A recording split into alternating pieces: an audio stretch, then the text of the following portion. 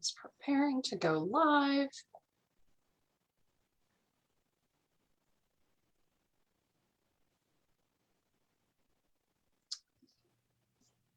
You are live on Facebook. Good morning.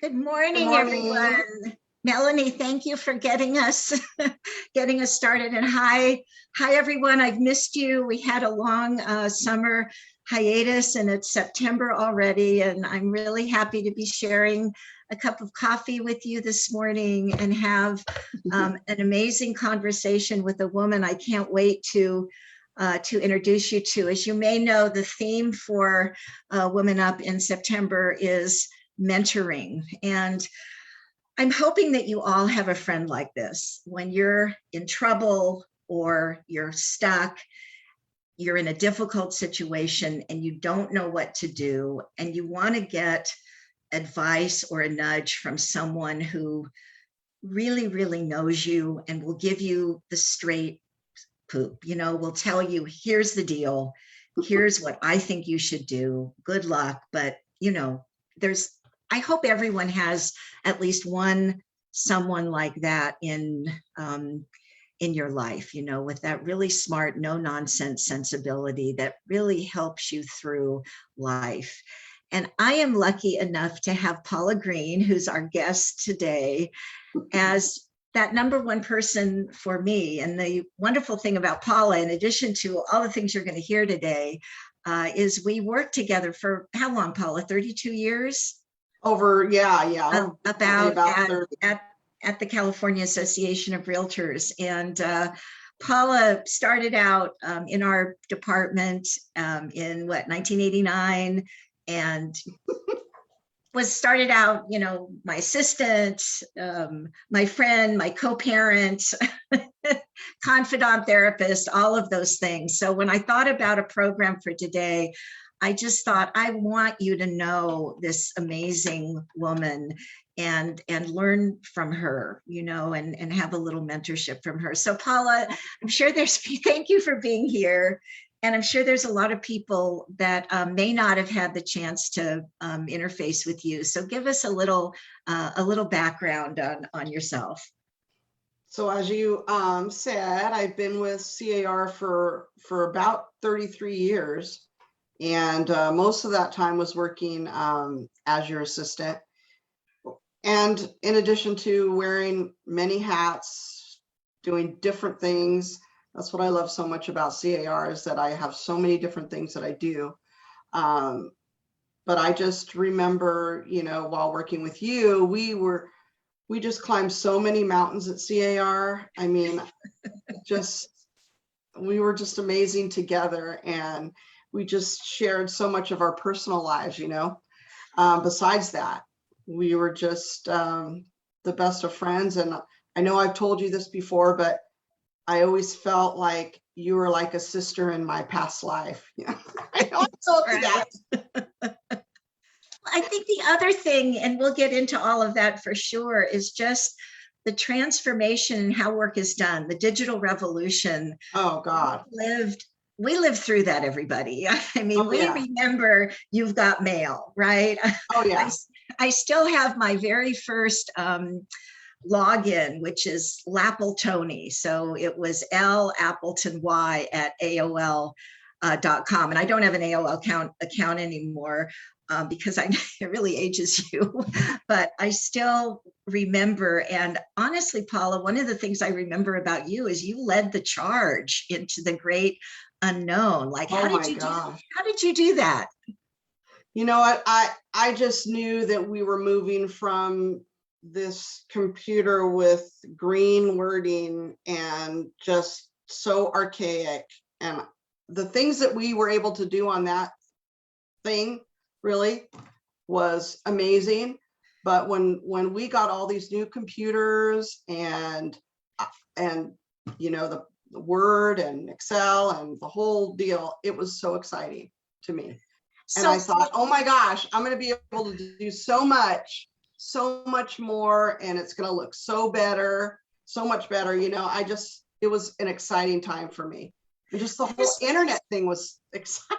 Well, you are someone who completely 100% embraces change. And I just wonder where that comes from, because for many of us, it's like, what I'm doing right now is working really well and I'm good. And you were the one that was just like, oh my God, there's this new thing and we can do this and we can do that and this and that. Where does that come from? I've always been like an innovator, I just always have been. I'm always looking for better ways to do something, where it's going to even, it's either going to look better or it's going to be faster. I'm always just looking for that new thing that's going to be better. And I just remember working with you. What was so amazing with you, because I could say, look, Leslie, I really need this software. I'm thinking about this thing and I've investigated it. I really think it's going to be awesome. I really want to get it. And you never said no to me. I mean, you never said no. I mean, anything I wanted, and that's what I think is so important, is that having your ideas acknowledged and being able to get the tools that you need is so crucial.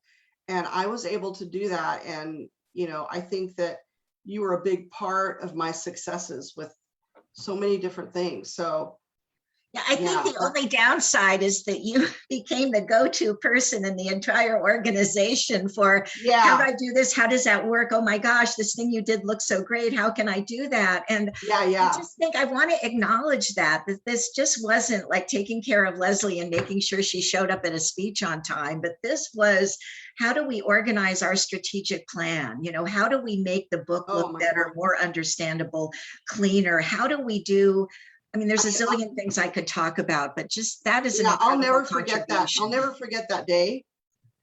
You showed me, and I think it was maybe about a year after I started, when I first started at CAR, I was working for just mainly like the research team. I really didn't work a lot with Leslie. I was working more with the other analysts. This was 1989, right? Yeah. So for a couple of years I did that, and then I became your assistant, that third year. But one of the first things you gave me was, you said, Paula, this is, our strategic plan, and these are all of our budgets. And they were on these big 11.5 by 14 paper. And it was like, what is this? How do you guys read this stuff? So, and it was like all in one, the writing and then all the budget stuff. And to me, it was just, I don't know how you guys even use that.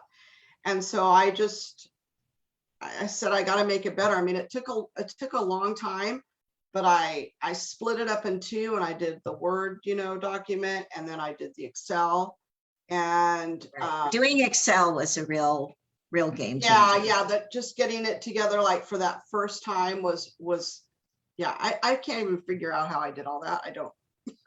All right, well, let me go back to where we started and just go back to this ability that you have to connect with people and be a resource, because it's not just me. You have provided mentoring, help, guidance to several generations of new employees. And again, not just in my department, but we'll just start with the member information group. And I'm just wondering, like, where does that come from? What do you draw on? How did you become that, or was it always there? Like, I just want to understand what the secret sauce is that makes you so indispensable to life decisions, or fixing things, or all the stuff that happens. Yeah, and I think I just really love helping people. That's kind of just what I'm all about. And the more knowledge that I can give people to help them, and they can use that to help other people, in the future. So, and I've just had so much experience at CAR, and 33 years is a long time. So, new people that come in, I just, I'm always the person that, they can come to, if ever they have any questions about anything, I can lead them to the right person. I can help them with, and coming into CAR, it can get really daunting because Right. you've got all this new software, you've got all these new processes, and it can be a lot for a new person to come in and take that on. So I'm always there to help, and I just love to do it, So Just what's love the it. most rewarding part of helping people? Just kind of like the problem you had, saying yes to so many things and just getting kind of like on overload.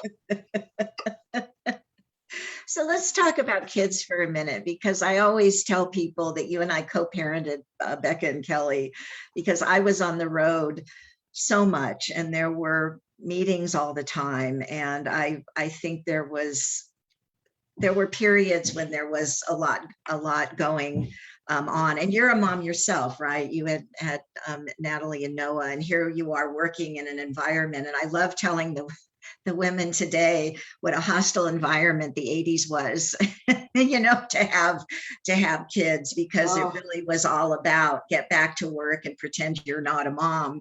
And even though, Joel created an environment at CAR that was quite unusual, there was still just a lot of pressure, and we were all back in the office pretty quickly. So what kind of advice, what kind of thoughts do you have about, thriving in a world where you're doing both? and it's like I think of how I drove, 45 miles to CAR every day. And it was a lot, it was a lot of pressure on my family. I think getting home so late, but I just, I always had my husband's support, of course. And I think you just need to have that balance is so important, and I just think you never can say to your family how much you love them. You never can say enough, Right. and never can tell your kids enough. So I think just always being there for your family, and just making sure that they know that you love them and you're there, when you're there. So, and even when you're not there, I remember getting calls from your kids, getting calls from my kids during the day, and it's just, sometimes it can be hard, I know, for other careers, but I just tried to do the best I could, I mean, when you had. look at the environment today and the world that we're working in, and so on, what are some of the big differences you see in terms of the professional women that you're interfacing with? Has that world changed a lot in your Well, tenure? yeah, I mean, just these women are having to work, many of them from home, and having to juggle having kids at home. I mean, I think of doing that like when we were working, and I applaud them, because that is something that would be very, very, I think, hard for anyone. Yeah, especially with younger kids, right? Oh my gosh. And they have to be, at home, at school, and yeah, I just don't know how you would do that, and you just try to keep it all together. I think it's, So do you have any memories of situations that where you're kind of at work and something's happening at home, and how you kind of dealt with that? I mean, I think CAR was pretty supportive of, I've got to leave now and go handle things. But do you remember any stories that kind of exemplify that? Always feeling conflicted, right? Yeah, I mean, yeah. I think as a mom, you're just and Sarah and I have talked about this at great length. Does it ever stop? And I don't think it does. No, it doesn't stop. And I just remember, working with all of you at times when scary things were going on with my kids. It's like, and the one thing I do remember is my daughter getting her car for the first time and deciding to drive down to the beach. And I was really freaking out. I kind of wanted to be there and see her before she go. It was really hard on me, and you were there. I was just bawling because I was just so worried. And, you were just, and there was like 3 of you, and I was just like freaking out. And you all were just like, don't worry, it's gonna work out. It's gonna be okay.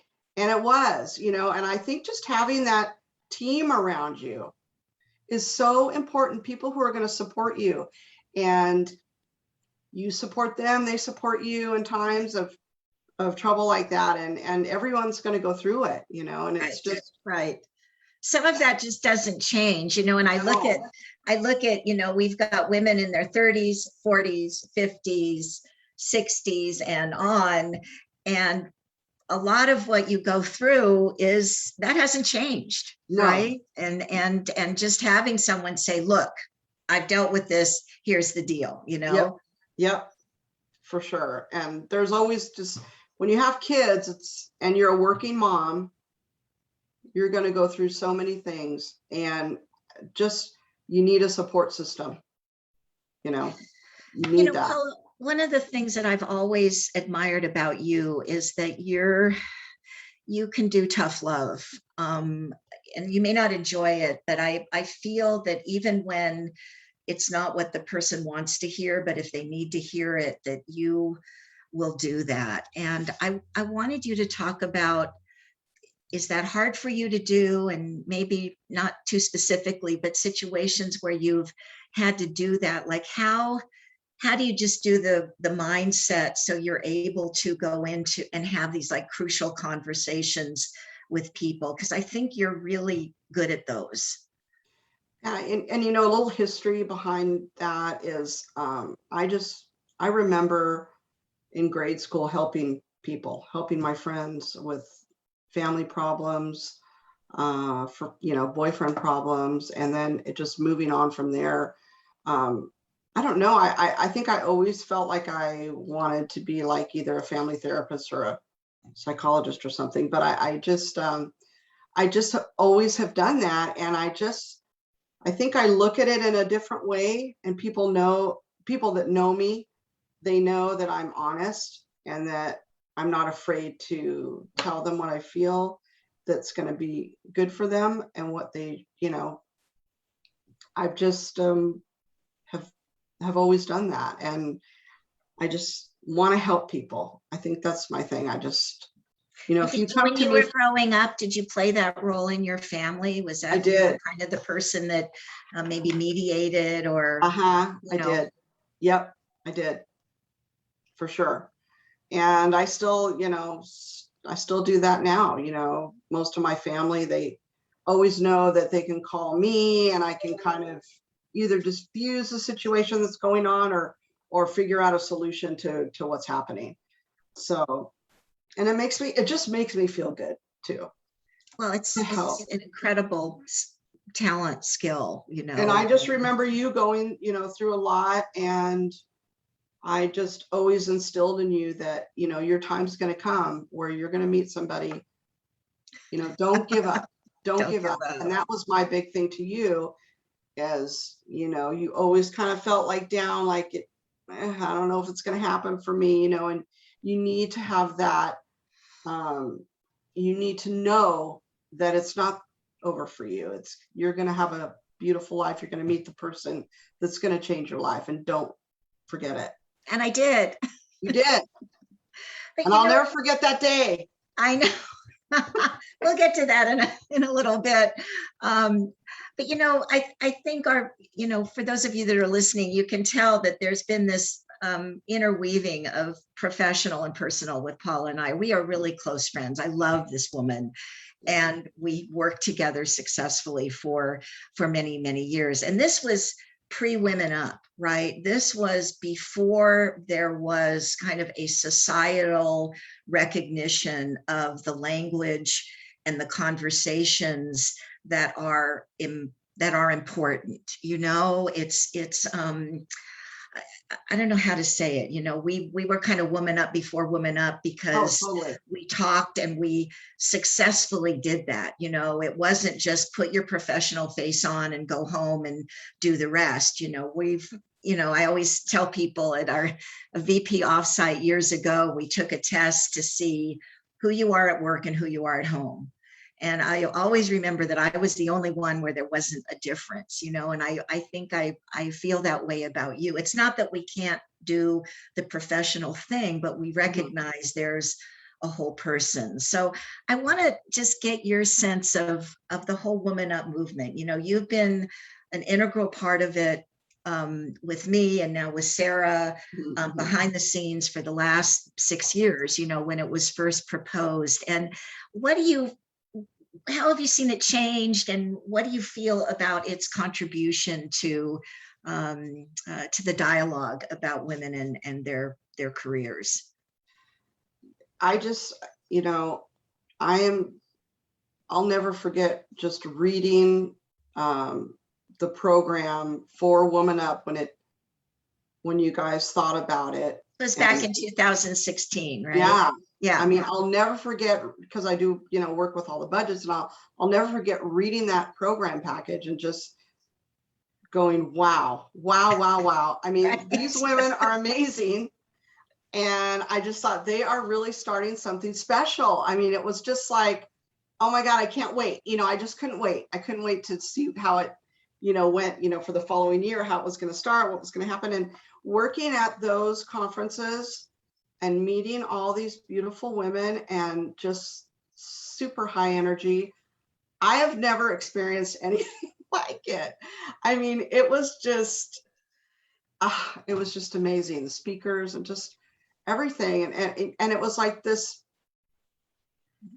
group who were so connected.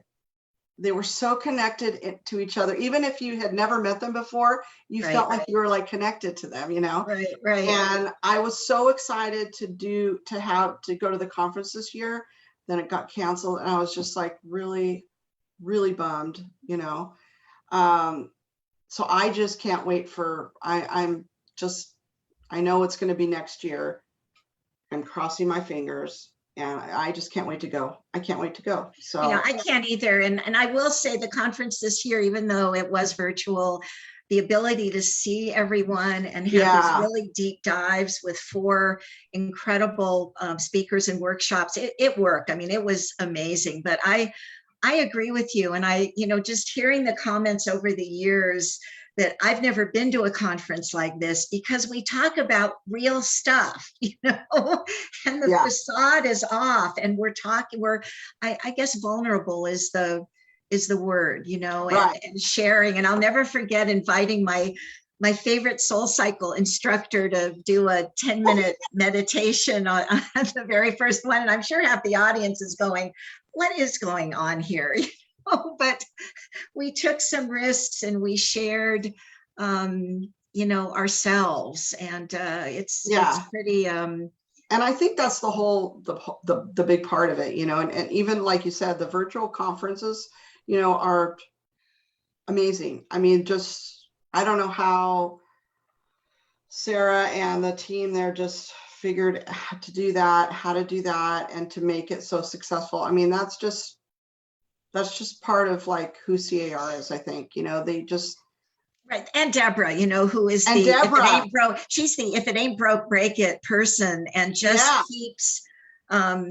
keeps going up, you know? Yeah. I mean, so yeah, I mean, like, having you, like we can't do anything, you know, we can do it all, you know, it just doesn't matter with. Right.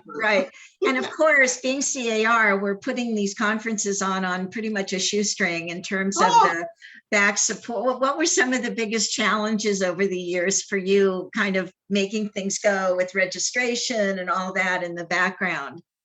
Oh, you know, well, I didn't really have a lot to do with it this year. It was more really last year, and the whole right, when we were doing live conferences. Yeah. So it was really different. It was learning a whole new way to be involved in the conference and you know, working behind the scenes. So it was a lot different, you know, but I thought it was cool. I thought it was just really cool, you know, having your little avatar and walking around. I mean, I just thought that was really cool. And you know, and then this year it was just so different too. It just was a whole different thing. And it was just, I don't know, it just, that group, the Women Up group never surprises me.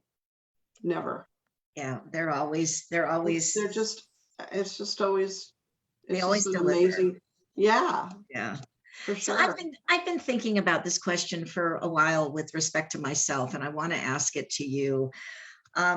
I think we would all agree that the environment, and as I mentioned, kind of the language that we use to talk about being a professional woman in whatever career, you know, real estate, organized real estate, whatever it is, has changed fairly dramatically in some areas, certainly over the last 40 years or so. And I'm wondering, looking at your life, do you think you would have made different choices, or things would have been different in any way for you if you had the same sensibility you have today back then when you were starting, you know, like in your 20s and 30s? And as I said, I think about this a lot with myself, you know, Mhm, because mhm. going to Women Up and being able to talk about real stuff, it's so liberating and empowering. And I think I felt back in those years that I just wanted to stay small, you know, Hmm. like, 'cause that was kind of the message, you know, like, you can be successful, but not too successful, you know, and you don't be loud, you know, and Mhm, we mhm. all should look like Audrey Hepburn. You know, I mean, those were kind of the messages I got. So I'm just wondering if you feel that way with your, and not to regret or be critical, but just Right, to right. think, like, if you were, you know, if you were then who you are now, Yeah, yeah. what would it have looked like for you?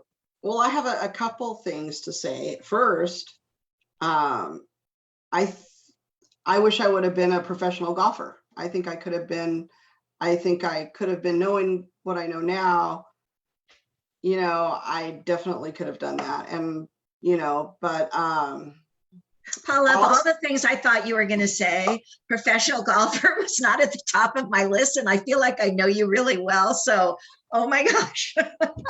oh yeah, I mean, I just, you know, I kind of started late, and, you know, it just, I think if my parents would have been more sports oriented, I definitely would have gone that way, because I just love it so much, you know, and I'm Right. pretty good at it. Right. But also, I think, you know, I did go to college to be an electrical engineer, and I think one of my teachers really told me that, you know, this isn't for you. You know, I was in a class with a bunch of men, and you know, he just really got me down, and I think if I were there now, I would have pushed through it and Right. just done what I wanted to do.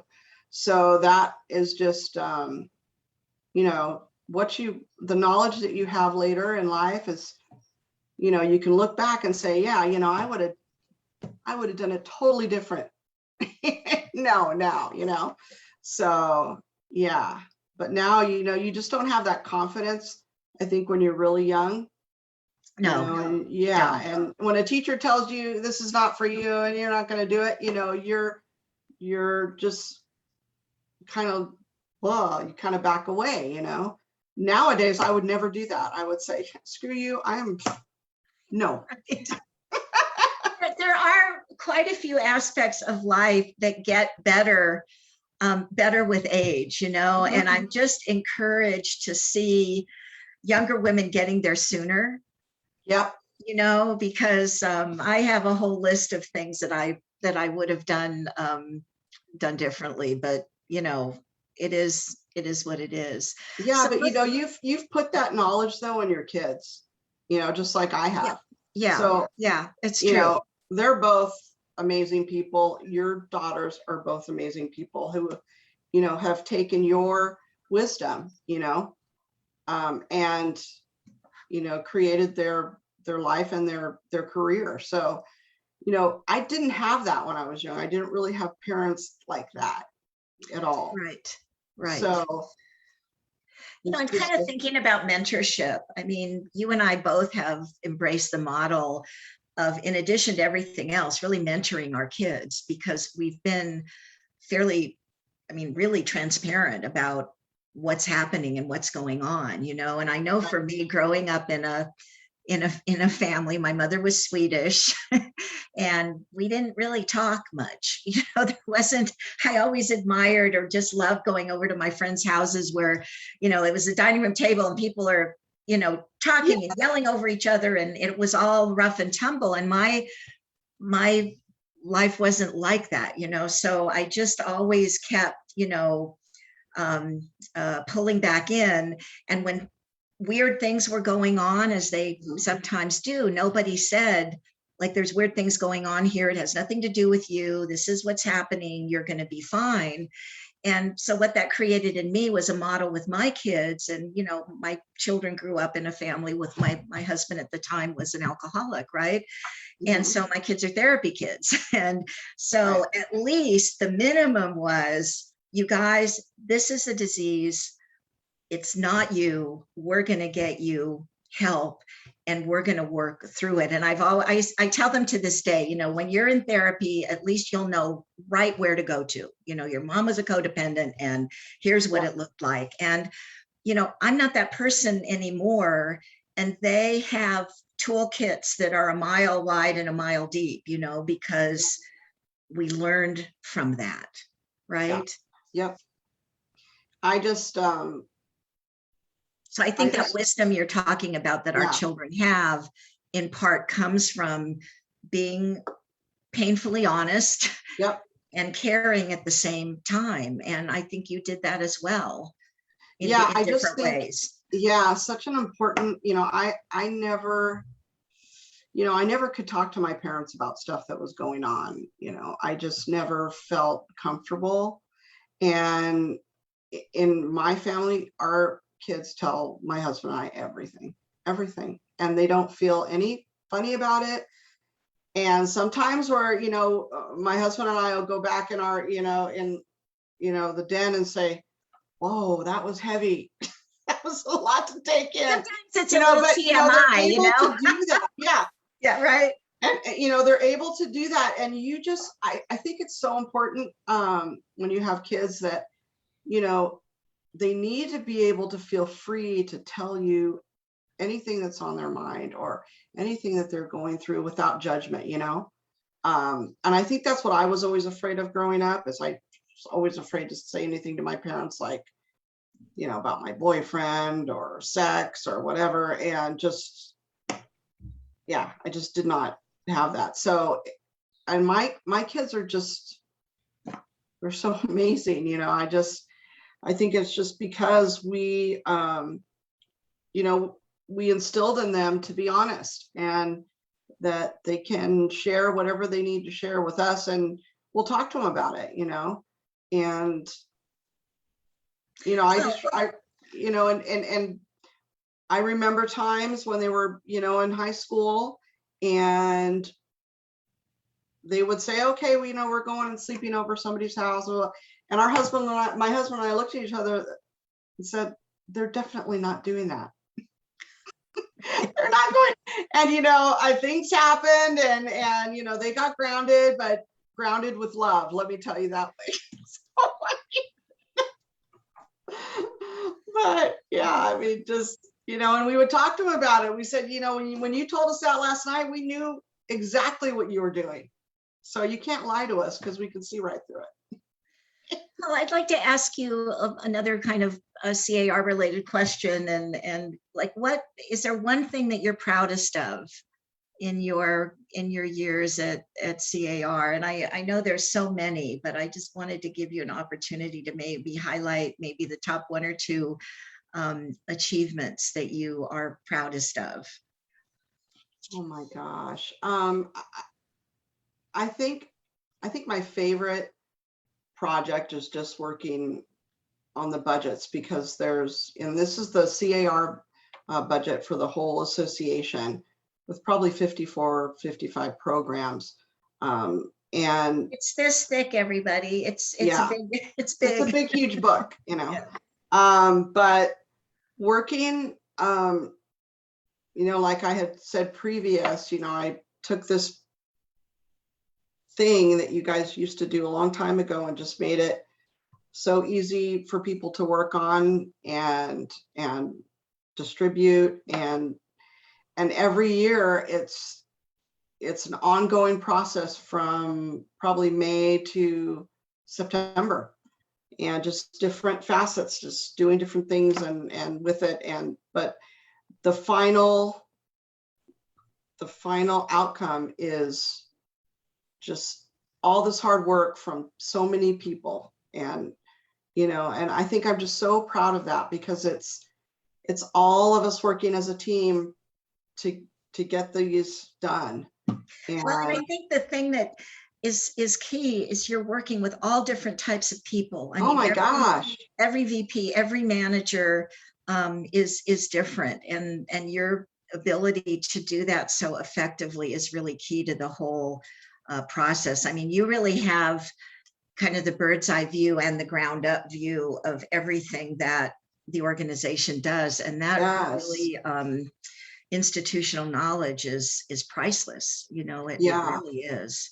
Yeah, and just a lot of history, that in doing this every year, and every year I get employees that say, Paula, I just don't understand and about this part and what do I, and I kind of know how I can help them through it. It's a lot of work, and but like I said, it feels so good when it's all done and the project is wonderful there for everybody. So it's a good feeling. Let me ask another question about mentoring. Is there someone that you go to when you need advice?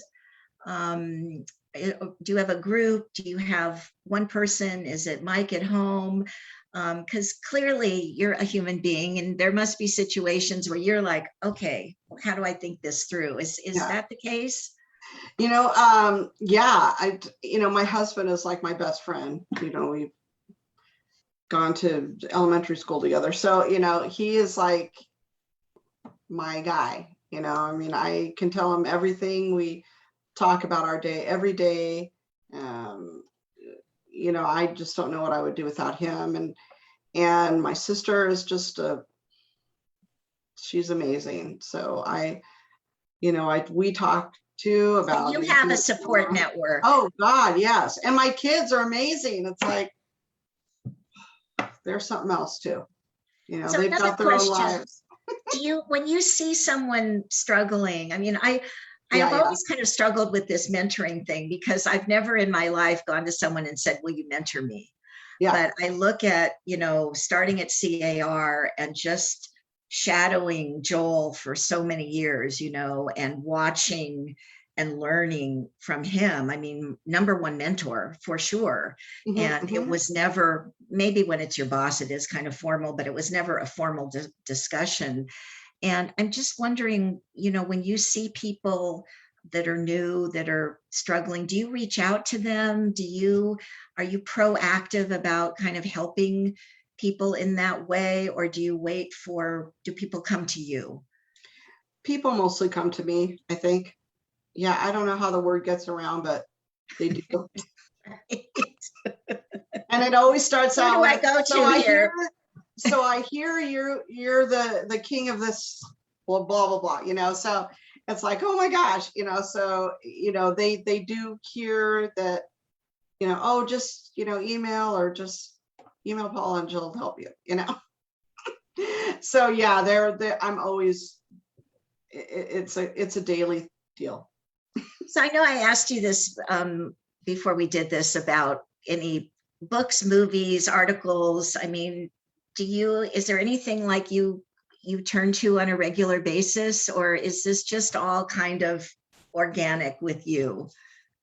Yeah, it's super organic. I don't take a lot from, it's really just life lessons, Right. Well, that's kind of my theme this year with Coffee and Conversations is life lessons. What are you most looking forward to going forward in your life? I've really always felt that you were someone that wasn't really too hung up on what had happened, but was really full speed ahead on the possibilities going forward, which I think is really key. Yeah, I'm just really looking forward to travel without, masks. And we usually do like, 3 trips a year, and it's like one and a half, like hardly even one, but so I just want to go to Europe. I want to travel. I want grandkids. But I know that's far out, right, Liz?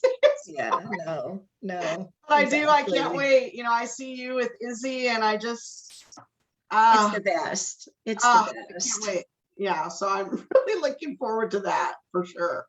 So is there anything before we close? Is there anything we should still talk about or that you'd like to ask me? It's just wonderful to see you and connect with you and just say thank you publicly for all of the wisdom and all of the Women Up support, even before there was Women Up. There was an informal network that we really kept each other going through all of the hurdles. Oh yeah, and we had many of those. We Just did. it's just so beautiful to just be with you right now. I really miss seeing you every day, and so what we had together, working together, is, I'll never forget it. And you are just a true inspiration to me, and you still are, always. And to my kids ask about you almost every time I talk to them. How's Leslie? And they just love you. You're like their aunt, so. I think the thing about Women Up is they understand the magic that happens between people, and it's not something to be hidden away, but something to be celebrated and nurtured, because it's what enables you to do really amazing things, right? Mm-hmm. Yes. And I will just say, I remember all those years when I was struggling and with relationships and so on, and you just kept telling me, it's going to happen, and just, you got to move forward. And when I came back to the office in November of 2017, do you want to tell what happened? Yes, I know you so well. And when you walked up to your office and passed me, I could see a definite change in your expression. I've never seen you so happy. I could see it. You were glowing. Your face was like glowing. And I thought, what the heck? What happened? And I knew that I had to so I immediately followed you into your office and said, what's going on? You have the spring in your step. And you turned around and you just, oh gosh, I'll never forget that. And you just said that's when you had met John and spent the day together. And I knew that was your person.